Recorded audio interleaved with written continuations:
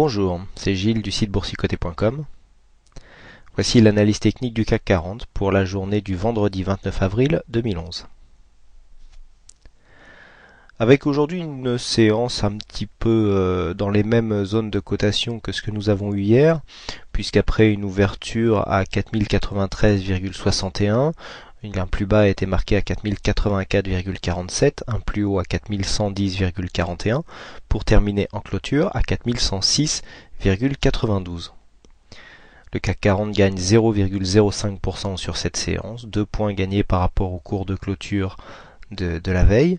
C'est une toute petite séance de hausse. Alors, si on rajoute à cela les points de dividendes qui ont été retranchés aujourd'hui, puisqu'il y avait 14 points de dividendes qui étaient distribués, je vous l'avais signalé hier, ça nous fait une séance légèrement plus haussière, mais bon, du point de vue chartiste, ça ne change pas énormément de choses finalement. Ce que nous pouvons constater par contre, c'est que la bougie qui nous est donnée sur la séance du jour, sort de la tendance dans laquelle nous étions maintenant depuis 6 bougies. Alors c'est toujours une séance haussière, c'est la 6e d'affilée, 1, 2, 3, 4, 5, 6, 7e. Donc 7e bougie d'affilée. En général, au bout de quand on approche les 10, ça fait on a des chances d'avoir une consolidation. Pour l'instant, il n'y a aucun signe, puisqu'au niveau des indicateurs, nous avons un RSI qui se rapproche de la ligne de la zone de surachat, mais toujours à 61, nous indique qu'il y a encore un potentiel haussier possible. Le stochastique, lui, est déjà rentré dans sa zone de surachat, il commence à être assez haut, quasiment à 97 points. Le MACD continue à évoluer positivement, puisqu'on voit ces histogrammes qui commencent à s'agrandir, mais toujours en zone positive, puisque l'histogramme est vert. Par contre, de tout petits volumes. Alors, bon, les investisseurs anglais étaient absents aujourd'hui, le jour était férié pour cause de mariage princier, mais ça prouve quand même qu'il n'y a pas une grosse puissance dans ce mouvement haussier. On n'arrive jamais, malgré que nous ayons eu que des séances haussières, vous voyez, aucune séance n'a dépassé la moyenne mobile. Alors j'en profite pour revenir sur les volumes. On a eu une petite discussion sur le chat dans la matinée. Alors je ne donne pas les chiffres des volumes volontairement, puisque avec l'émergence de multiples plateformes alternatives, ces volumes sont faussés, puisque ici nous n'avons que les volumes qui nous sont donnés par Euronext. Ce qui m'intéresse ici, c'est l'évolution des volumes. La quantité en elle-même m'intéresse très peu. Là on est à 2 milliards, quasiment 2 milliards 4 aujourd'hui. Personnellement, ça ne m'intéresse pas.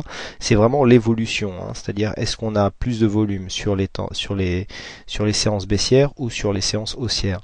Voilà vraiment comment j'utilise. Alors c'est vrai que si on considère que les proportions du jour au lendemain sont quasiment les mêmes, l'évolution, elle, même si le chiffre est faussé, reste utilisable. Et donc là on voit bien qu'on a une grosse chute de volume par rapport à hier. Donc même si on n'a que les transactions qui sont centralisées par Euronext, on a quand même des évolutions qui sont exploitables. Et au niveau de la volatilité, donc, pour terminer les indicateurs, nous sommes assez stables. Donc bon, au niveau de cette séance, pas grand chose à dire. On sort un petit peu de la tendance, aucun signe de retournement pour l'instant. On va peut-être venir souffler après avoir marqué une belle petite jambe de hausse ici. On était sur un petit support haussier assez dynamique. Et donc voilà, petite séance de pause, sans vraiment signe de retournement. On n'est même pas venu casser le plus bas de la séance précédente. Et puis on est même venu marquer un plus haut. Donc du point de vue de la théorie de dos, nous continuons à marquer des plus hauts et des plus bas, toujours plus hauts que les précédents. Donc la tendance très court terme pour l'instant est toujours haussière. Pas grand chose à dire de plus sur cette analyse. On est dans la continuité du mouvement que nous avons depuis quelques jours. Donc ça va nous permettre de présenter d'autres choses. Alors notamment, vous voyez le signal, la sortie de signal TurboCAC dont je vous parlais hier. Si on se rapproche un petit peu, voilà, le signal avait été pris sur cette bougie, donc il y a eu une petite frayeur quand même. C'est là qu'on voit que le fait de ne pas avoir de stop trop serré nous permet d'encaisser une petite variation de marché. La probabilité était supérieure à 80% que les cours remontent, et puis c'est ce qui s'est passé, puisque après cette grande bougie rouge, les cours sont remontés. Nous sommes donc sortis sur l'objectif initial, et nous avons réalisé un gain sur ce trade. Alors ce système de trading a été basé sur a été construit à partir d'un backtest. Donc le backtest nous donnait plus de 80% de chances de trade en fonction de la tendance. Et au niveau des résultats que nous avons depuis maintenant 2010, alors 2009 a été une année de retournement, donc les résultats étaient en termes de résultats nets, on est quasiment nul, on fait une légère perte, je crois qu'on fait hors frais de courtage, on doit perdre moins de 100 points sur l'année, ce qui est vraiment minime. Mais vous voyez que depuis 2010, voilà, on était encore dans une zone assez incertaine. On a fait 2-3 pertes et puis ensuite les cours sont remontés. On a fait une perte, on a refait un gain, on a refait une perte. Et puis depuis ces deux pertes qui ont été assez rapprochées, on est enchaîné les gains et donc on s'est rapproché du pourcentage global qui avait été évalué à la construction de cette stratégie, puisque ici nous avons 1, 2, 3, 4, 5 gains d'affilée, une perte qui est arrivée juste après, et encore cette perte, j'avais signalé, le message doit encore être sur le forum pour ceux qui sont abonnés, j'avais signalé une sortie possible sur cette zone pour éviter de tout perdre, et bon, la stratégie nous donne une perte, donc on va pas la nier. Et ensuite, suite à cette perte, on refait 1, 2, 3, 4, 5 gains d'affilée. Donc comme je disais hier, une perte sur 6 trades, ça nous fait un pourcentage entre 83 et 84%. Donc on est tout à fait dans les clous de ce qui a été réalisé en backtest. Donc on voit que les backtests sont quand même utiles pour réaliser des stratégies boursières. Moi c'est comme ça que je travaille. Donc ça continue à donner de bons résultats. Et quand on regarde le précédent signal, le signal qui avait eu lieu il y a plus d'un mois, la sortie, je le rappelle, était venue quasiment sous ce plus haut. Et après on avait eu le grand plongeon suite au tremblement de terre japonais. Donc voilà ce que l'on peut dire sur cette analyse. Comme nous sommes vendredi, je vous propose une vue hebdomadaire du CAC 40. Voilà, nous avons ici une belle bougie en Marubozu, bien pleine, assez puissante. Alors manque de volume encore une fois, vous voyez des volumes qui sont en baisse alors que nous reprenons une tendance haussière. Des indicateurs qui sont hauts mais pas encore surachetés, puisqu'on a 58 points sur le RSI, le stochastique pas encore en zone de surachat.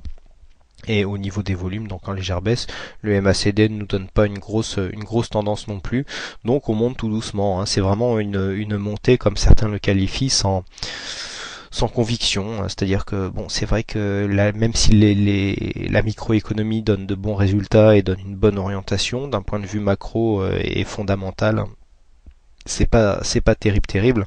Donc bon, voilà, c'est ce qui manque un peu pour dynamiser cette tendance haussière. Même si nous avons une belle bougie ici, elle fait suite au retournement que nous avons constaté la semaine dernière. Je vous avais signalé une quasi étoile du soir d'un point de vue hebdomadaire, puisqu'on avait une grande bougie verte, une étoile et ensuite une grande bougie rouge. Alors j'avais dit, si vous vérifiez sur les précédentes analyses, que l'étoile n'ayant pas été ouverte avec des gaps, la figure était moins puissante.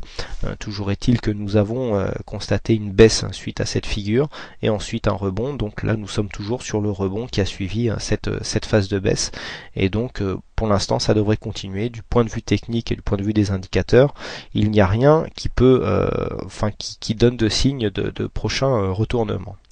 Rien sauf, alors on arrive en mai l'année prochaine, et donc comme il reste un petit peu de temps, je me suis livré un petit test. Alors je vous disais tout à l'heure que je travaille beaucoup avec des backtests, et donc j'ai fait un petit backtest où qui s'appelle Sell in May, et donc je vous propose maintenant ce backtest. Donc un petit backtest Sell in May. Donc qu'est-ce qu'on fait? On vend en mai et on rachète début juin. Donc ce backtest, je l'ai réalisé sur quelques années, et sur quelques années, on peut constater que, au début alors ça part de 90. Au début, donc les résultats sont assez sont assez neutres, on va dire, et puis on monte tout doucement, et vous voyez que si on appliquait, alors donc là, d'un point de vue money management, on achète un lot standard de CAC 40, donc à 10 euros du point, avec un capital de départ de 10 000 euros, donc sur 20 ans, on aurait fait 9 261 euros de plus-value. Alors ça c'est sympa, ça prouve déjà que le mois de mai, historiquement, si on vend à chaque fois, eh bien on a une probabilité de faire faire des gains. Et puis on peut même après voir les probabilités, puisque nous avons pourcentage de trade gagnant 52%, donc c'est pas énorme. Par contre en rapport des gains sur les pertes, donc voilà, l'espérance par trade, on a 440 points d'espérance par trade, et donc on a les gains moyens sur trade gagnant 1500 euros, et les pertes moyennes 740. Donc en fait les mois haussiers, même si on est proche de 50%, les mois haussiers gagnent moins que les mois baissiers. Alors ensuite, l'idée m'est venue, alors attendez, on va enlever, voilà, l'idée m'est venue de me dire, mais dans ce cas-là, si on sort en mai, quel mois faut-il rentrer? Alors pour ça, on peut faire ce qu'on appelle une optimisation. Donc on rajoute des variables. On va rajouter les mois d'entrée, les mois de sortie. Donc le premier mois d'entrée, on va l'appeler A. Donc on va le faire varier de 1 à 12 par incrément de 1. Et le mois de sortie, on va l'appeler B. On va le faire varier de 1 à 12 avec un incrément de 1. On va rajouter le mois de mai ici par la valeur A. Et le mois de juin, ici le 6, par la valeur B. Lorsque l'on sort du backtest, on lance directement l'optimisation. L'optimisation, elle est en cours. Alors bon, sur 144, 12 x 12, ça fait 144, ça va assez vite avec une machine qui tourne correctement. Voilà, nous avons les résultats qui apparaissent. Et qu'est-ce que nous constatons? C'est que le meilleur résultat, alors je vais vous afficher les résultats. Voilà, nous avons les meilleurs résultats avec les statistiques, donc 47 000 euros de profit lorsque l'on sort au mois de mai. Donc on voit que même en appliquant des backtests optimisés, on arrive à trouver le mois de mai 5, c'est le mois de mai, donc sorti au mois de mai. Et le meilleur moment pour revenir sur le marché, c'est les mois d'octobre. Ne dit-on pas qu'à partir du mois d'octobre, à l'approche des fêtes de Noël, les marchés ne peuvent pas tomber? Eh bien vous voyez que même si ce sont des dictons, eh bien on arrive à vérifier des dictons en appliquant des backtests. Donc pour ceux que ça intéresse, voilà les résultats que l'on peut avoir en vendant en mai et en rachetant début octobre. Voilà, c'était la petite aparté du jour.